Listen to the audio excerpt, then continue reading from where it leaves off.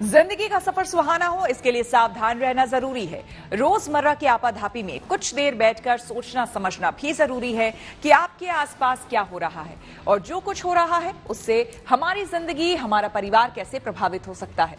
इसलिए हॉर्न बजाकर बाखबर करने वाली खबर जरूरी होती है। और आज की ये खबर हम सबकी जिंदगी से जुड़ी हुई है। ऑनलाइन स्कैम से बच पाना इन दिनों बेहद मुश्किल होता है। पैसे के लिए अपनी किडनी बेचने चला एक चार्टर्ड अकाउंटेंट अपने ही पैसे गवा बैठा। दरअसल स्कैमर्स ने उन्हें भरोसा दिया कि उन्हें एक किडनी के बदले 2 करोड़ मिलेंगे। बस फिर कभी फॉर्म तो कभी रजिस्ट्रेशन के नाम पर उनसे पैसे वसूलते रहे। लेकिन जब तक वो इस साइबर ठगी के गोरख धंधे को समझ पाते, तब तक ठगों ने उससे 6 लाख रुपए से ज्यादा की रकम ऐंठ ली थी। लिहाजा ऐसे साइबर जालसाजों से खुद भी सतर्क रहे और दूसरों को भी सावधान करने के लिए हॉर्न बजाएं।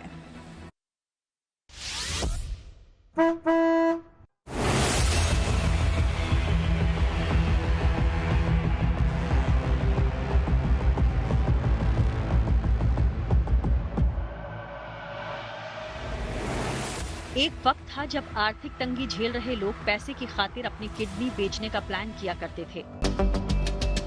यहाँ तक कि किडनी की तस्करी और सर्जरी के नाम पर किडनी निकलवा लेना जैसे स्कैम देश में चलते आए हैं, जिसमें डॉक्टर तक शामिल रही हैं। आपने खबरों में भी ये अक्सर देखा ही होगा कि गरीब और अनपढ़ लोग ज्यादातर इन सब धोखाधड़ी के शिकार होते हैं।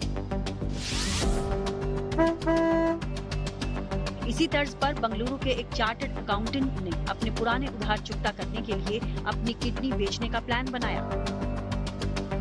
लेकिन वो उधार तो नहीं चुका पाया, उल्टे चार्टर्ड अकाउंटेंट को साइबर ठगों ने 6,20,000 रुपए का चूना लगा दिया। अनपढ़ लोग ठगे गए तो समझ जा सकते हैं, मगर एक चार्टर्ड अकाउंटेंट को ऑनलाइन स्कैमस्टर ने चूना लगाया था। चार्टर्ड अकाउंट जिसको फाइनेंशियल क्राइसिस था, उन्होंने ऑनलाइन पे उनका किडनी बेचने के लिए एक स्कैमस्टर के साथ बातचीत कर रहे थे। इनका अप्रूवल हो चुका था, उनका ब्लड सैंपल और ब्लड ग्रुप सब कुछ स्कैमस्टर के साथ शेयर किया गया था। उसके बाद स्कैमस्टर ने इनको चूना लगाने के लिए कहा था कि इनको रजिस्ट्रेशन करना चाहिए और एनओसी सर्टिफिकेट लेना चाहिए और टैक्स एक्सेंशन के लिए इनको थोड़ा पैसा देना चाहिए।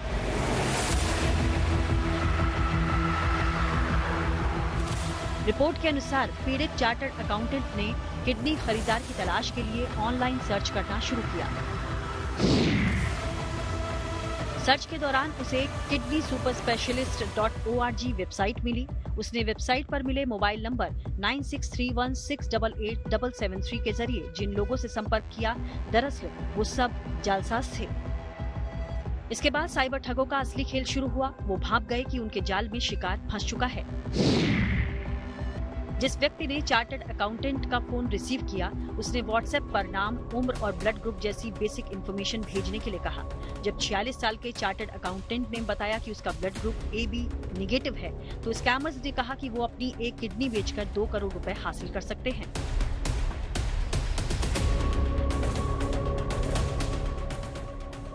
स्कैमर्स की पेशकश सुनकर पीड़ित चार्टर्ड अकाउंटेंट का लालच बढ़ गया और वो स्कैमर्स के जाल में और फंसता चला गया। हमारी ये जिसे कहते हैं प्रॉब्लम ये है, हम इंटरनेट पर हर चीज़ का विश्वास कर लेते हैं, चाहे वो कोई भी वेबसाइट हो, कोई फ़ोन नंबर हो। हम कभी ये नहीं सोचते कि ये फेक वेबसाइट हो सकती है, फेक फ़ोन नंबर हो सकता है, जो आज के ज़माने में बनाना चुटकियों का काम है। पहला ये। दूसरा, इस केस में जैसा कि हमने देखा, सेक्शन 420 IPC का और सेक्शन 66E और 66D IT एक्ट का लग गया है। 66E और 66D सिर्फ आइडेंटिटी थेफ्ट और इम्पोर्टेशन बाय चीटिंग के बारे में बात करते हैं। अगर मैं बहुत सरल भाषा में बताऊं तो अगर आपने किसी की आइडेंटिटी लूट ली है, आइडेंटिटी थेफ्ट, और उसके नाम पर जैसा कि कहते हैं आपने जाली अकाउंट बना लिया है, आपने जाली वेबसाइट बना ली है, वो होता है। और चीटिंग बाय इम्पोर्टेशन, कि आपने दूसरे बंदे को चीट किया है झूठ बोलकर, ये पता होते हुए कि आप चीटिंग कर रहे हैं और दूसरा बंदा आपके झांसे में आ जाएगा, ये होता है चीटिंग बाय इम्पोर्टेशन।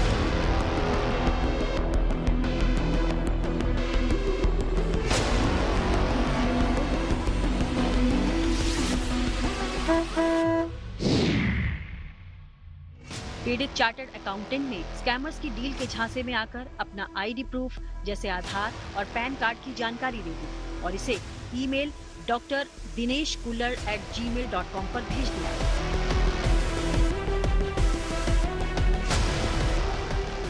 इस बीच स्कैमर्स भी चार्टर्ड अकाउंटेंट को अपने भ्रमजाल में फंसाने की लगातार कोशिश में थे और वो अपने इस मकसद में कामयाब भी हो रहे थे, क्योंकि पैसों की चाह में चार्टर्ड अकाउंटेंट उनके इशारे पर हर वो काम करने को तैयार था जैसा वो चाहते थे। पीड़ित चार्टर्ड अकाउंटेंट ने बताया कि शुरुआत में स्कैमर्स ने उससे एनओसी और रजिस्ट्रेशन के लिए 8,000 रुपए भुगतान करने के लिए कहा। बाद में उन्होंने कोड खरीदने के लिए 20,000 रुपए भुगतान करने के लिए कहा। अगले दिन जालसाजों ने कोड को चालू करने के लिए 85,000 भुगतान करने के लिए कहा। इसके बाद 5 लाख रुपए और भुगतान करने के लिए कहा गया और ये हवाला दिया गया कि इससे सीए के अकाउंट में पैसा ट्रांसफर करने में मदद मिलेगी। तो इस तरह धीरे धीरे चार्टर्ड अकाउंटेंट को लूटने का सिलसिला बढ़ता गया। लेकिन इस बीच सीए को संदेह हुआ जब उससे एंटी ड्रग और टेररिस्ट क्लियरेंस फॉर्म के नाम पर 7,60,000 रुपए की मांग की गई। इसके बाद उसका संदेह और बढ़ गया। फिर उसने इसके बारे में अपने बॉस और कुछ दोस्तों को बताया। तब सीए के करीबी लोगों ने समझाया कि वो साइबर जालसाजों के चंगुल में फंस चुका है और उसे इसकी सूचना तुरंत पुलिस को देनी चाहिए। स्कैमर्स के हाथों लुट चुके चार्टर्ड अकाउंटेंट ने बताया कि मैं अपनी कार की ईएमआई भरना चाहता था, अपने क्रेडिट कार्ड बंद करना चाहता था और फाइनेंशियल स्थिति को बेहतर करना चाहता था, लेकिन मुझे ये नहीं पता था कि अजनबियों को किडनी बेचना गैर कानूनी है। इस फर्जीवाड़े के मामले में सूचना प्रौद्योगिकी अधिनियम और आईपीसी की धारा 420 के तहत मामला दर्ज किया गया है और स्कैमर्स के बैंक खाते भी फ्रीज कर दिए गए हैं। ये बात ध्यान रखनी चाहिए कि किडनी बेचना पूरी तरह से गैर कानूनी है और किसी भी प्रकार का ट्रांजैक्शन इस संबंध में किसी भी व्यक्ति के द्वारा किया जाना वो गलत है और ऐसी कोई भी संस्था नहीं है जो सरकारी या गैर सरकारी जो किडनी को बेचने या खरीदने के लिए किसी प्रकार का फैसिलिटेशन कर सके। ये पूरी तरह से गलत है। गूगल पे मिलने वाले कस्टमर केयर नंबरों से सावधान रहें और अगर कभी आप ऐसा कोई नंबर लें भी तो संबंधित वेबसाइट पर जाकर उसको जरूर क्रॉस चेक कर लें और ऐसे नंबरों से बात करने के बाद किसी भी प्रकार का फाइनेंशियल ट्रांजैक्शन ना करें।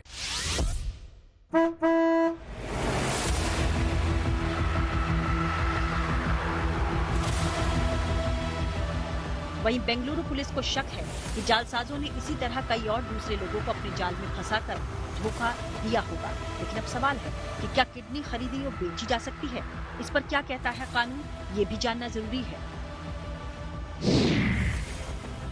मानव अंग प्रत्यारोपण अधिनियम के 1994 के तहत भारत में किडनी या अन्य किसी भी अंग की खरीद और बिक्री पर प्रतिबंध है। अगर कोई व्यक्ति इस काम को करता है तो उसको सजा देने का प्रावधान है। अंगों का कारोबार करने में 5 से 10 साल तक की सजा हो सकती है। हालांकि अधिनियम 1994 के चैप्टर 2 के तहत कोई भी व्यक्ति अपनी मौत से पहले अपनी किडनी या किसी अंग को दान कर सकता है। अंगदान से पहले डोनर की मानसिक और शारीरिक फिटनेस को सत्यापित करना होगा। इसके बाद ही डोनर के अंग को जरूरतमंद मरीज को दान किया जा सकता है। लेकिन अंगदान के दौरान किसी भी तरीके का पैसे का लेन देन नहीं होना चाहिए। अगर किसी डोनर ने पैसे लेकर अंगदान किया है या व्यक्ति की मौत के बाद उसके परिवार वालों ने अंगदान के लिए पैसे लिए हैं तो ये गैर कानूनी माना जाता है।